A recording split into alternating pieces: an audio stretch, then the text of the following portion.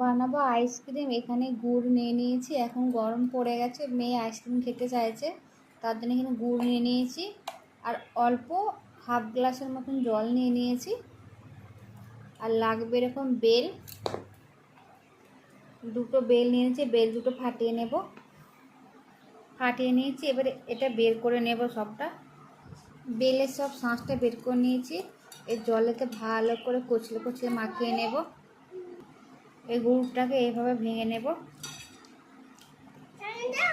গুড় একদম গলে গেছে।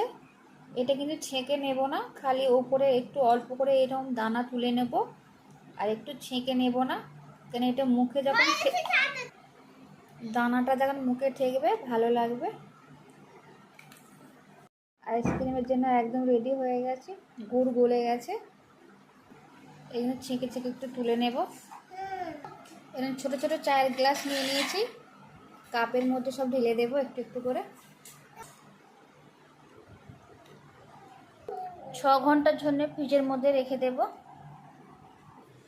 ফ্রিজের মধ্যে রেখে দেবো এইভাবে।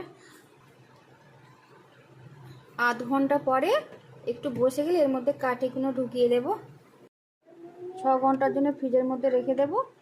আর একটু শক্ত হয়ে এলে, জমে গেলে আধা ঘন্টা পরে এর মধ্যে কাঠি দিয়ে দেব।